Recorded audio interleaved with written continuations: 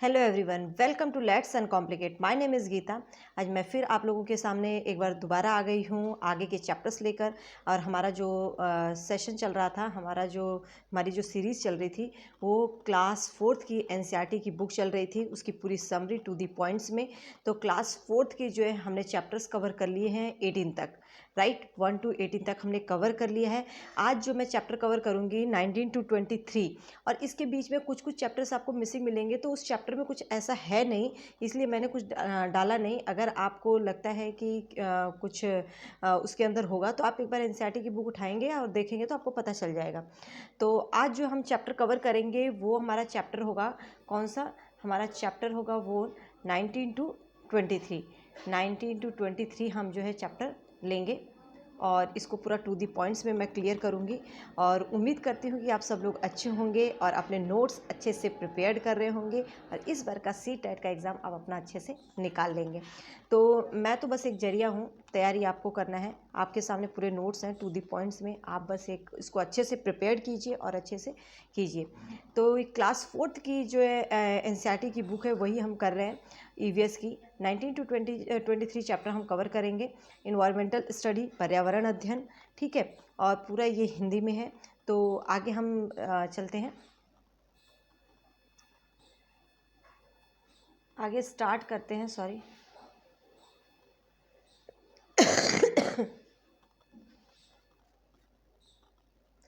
तो हमारा चैप्टर यहाँ पर स्टार्ट होता है।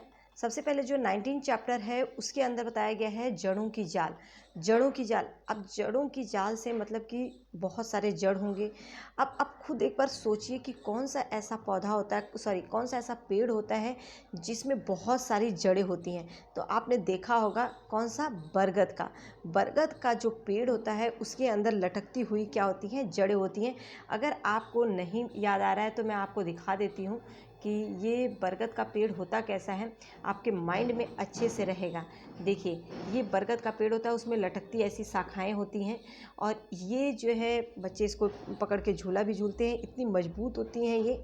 तो ये आपसे क्वेश्चन पूछा जाता है कि बरगद की जो लटकती हुई शाखाएं हैं उन्हें क्या कहा जाता है। तो वो बरगद की लटकती हुई शाखाएं क्या होती हैं, तो याद रखिएगा बरगद की लटकती हुई जो शाखाएं होती हैं वो जड़ें होती हैं, ठीक है। अब बहुत सारे लोग सोचते हैं कि जड़ तो ज़मीन के अंदर होता है, लेकिन ऐसा नहीं। बरगद में जो है उसकी शाखाएं जो क्या होती हैं, लटक रही होती हैं, उनको हम जड़ कहते हैं, ठीक है।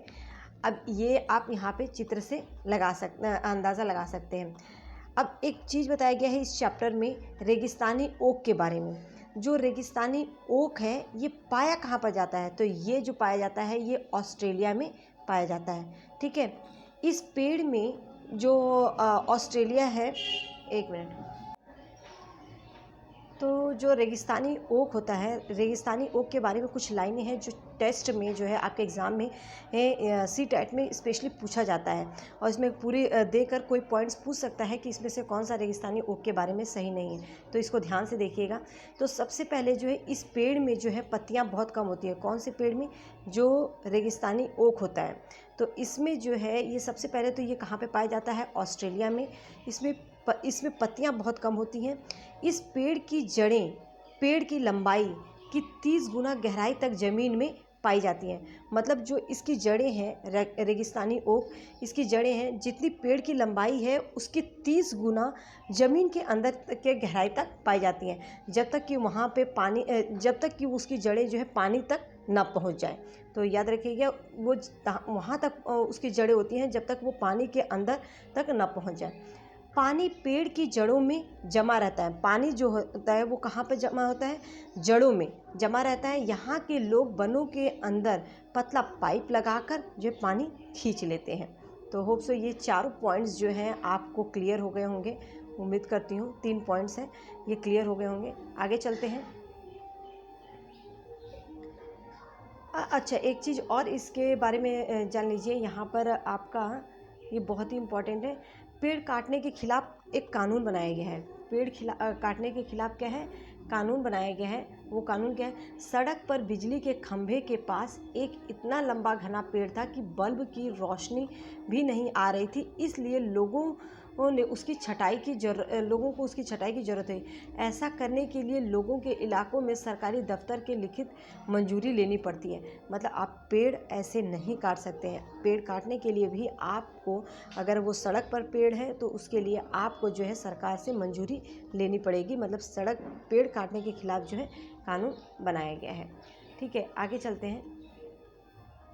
आगे जो है चैप्टर 20 जो है, इसमें मिलकर खाएं चैप्टर में बिहू त्यौहार के बारे में बताया गया है। किसके बारे में? बिहू त्यौहार के बारे में बताया गया है। तो बिहू त्यौहार कहाँ पर मनाया जाता है? एक मिनट, मिलकर खाएं। तो इस चैप्टर में जो है बिहू त्यौहार के बारे में बताया गया है। बिहू त्यौहार कहाँ पर मनाया जाता है? तो ये मनाया जाता है असम में। कहाँ मनाया जाता है? असम में। बिहू त्यौहार चावल की फसल आने पर मनाया जाता है। कब मनाया जाता है? ये मनाया जाता है चावल की फसल के आने पर। ठीक है, ये देखो इस तरीके से नाच गाना करके वो जो है अपना, जैसे मकर संक्रांति होता है वैसे ही वहाँ पर जो है असम में जो चावल की खेती जब हो जाती है तो वो लोग जो उसी खुशी में बिहू त्यौहार मनाते हैं। ये मनाया कब जाता है? तो ये पूछा जाता है।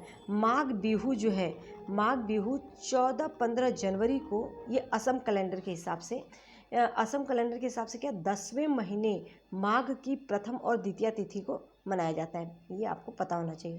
पहले दिन को जो है ये लोग क्या कहते हैं? उरुका। क्या कहते हैं? उरुका। ये बहुत इंपॉर्टेंट है, ये भी आपको पता होना चाहिए। तो जितने भी इम्पॉर्टेंट पॉइंट्स बनते थे मैंने वो ले लिया है, तो आपको बस लर्न करना है और कुछ नहीं।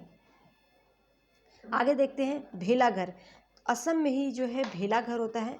भेला घर जो है किसको बोला जाता है? तो ये अस्थायी शेड होते हैं, मतलब या छप्पर बोल लो, बांस के बने होते हैं इस टाइप के। ठीक है। बोरा क्या होता है?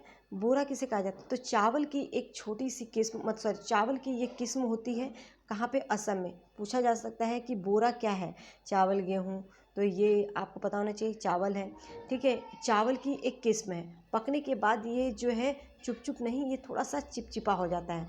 क्या हो जाता है? चिपचिपा। ठीक है, चिपचिपा हो जाता है। ताव किसे कहते हैं? तो ये असम में ही ताव किसको कहा जाता है? कढ़ाई को। ठीक है, मिड डे मील के बारे में उसी में बताया गया है। तो मिड डे मील कौन से क्लास से? क्लास 1 to 8 तक के बच्चों को स्कूल में ही बच्चों में दोपहर में जो है भोजन की व्यवस्था की जाती है। होप सो ये अच्छे से आपको क्लियर हो गया होगा। आगे चलते हैं। आगे जो है चैप्टर आपका जो है 20 से 21-22 मैंने नहीं लिया। 21-22 में कुछ भी नहीं है। अब जो 23 चैप्टर है उसमें जो है बताया गया है पोचमपल्ली के बारे में। पोचमपल्ली, तो ये वीणा और प्रसाद जो है मुख्तारपुर गांव में रहते थे। मुख्तारपुर गांव कहाँ पर है? तो ये है पोचमपल्ली। पोचमपल्ली कहाँ पर है? आंध्र प्रदेश। मुख्तारपुर गांव जो है तेलंगाना राज्य के पोचमपल्ली, अब ये तेलंगाना बन गया है, आंध्र प्रदेश से ही अलग होके। पहले आंध्र प्रदेश था, लेकिन अब क्या है? तेलंगाना राज्य के पोचमपल्ली कस्बे के पास, जहाँ मतलब पास में है क्या? मुख्तारपुर गांव। मुख्तारपुर गांव कहाँ पर है? तो ये तेलंगाना राज्य में। तेलंगाना राज्य के पोचमपल्ली जो है एक कस्बा है, उसके पास। यहाँ ज़्यादातर परिवार क्या काम करते हैं? तो ज़्यादातर परिवार जो है यहाँ के बुनकर हैं, मतलब कुछ बुनाई करते हैं। और वो कौन सी बुनाई होती है? यहाँ का जो पारंपरिक व्यवसाय है वो है कालीन बनाना। कालीन बुनते हैं, खिलौने बनाते हैं, कारपेट बनाते हैं, इत्र बनाते हैं, ये सब। ठीक है। और जो पारंपरिक व्यवसाय होता है वो घर में ही सीखा जाता है, इसको कहीं वो बाहर से जाके ट्रेनिंग नहीं लेते हैं। तो इन सभी पॉइंट्स को अच्छे से आप क्लियर कर लीजिएगा। यहाँ पर देख सकते हैं कि किस तरीके से ये जो है इन कामों में लगे रहते हैं और अपना घर पर ही इसको सीखते हैं और इससे जो है अपना एक व्यवसाय बना लेते हैं और अपनी रोजी रोटी चलाते हैं। आगे चलते हैं। तो उम्मीद करती हूँ कि आपको जो है छोटे छोटे चैप्टर्स थे ये, और आपको अच्छे से क्लियर हो गए होंगे, क्योंकि पॉइंट्स में थे तो ज़्यादा टाइम नहीं लगेगा। तो अगर आपको अच्छा लगा है ये चैप्टर तो लोगों के साथ शेयर कीजिए, ताकि इसका हेल्प जो इससे औरों को भी हेल्प मिल सके। तो उम्मीद करती हूँ कि आप अपने नोट्स अच्छे से प्रिपेयर करेंगे और इस बार का CTET का एग्ज़ाम आप अपना निकालेंगे।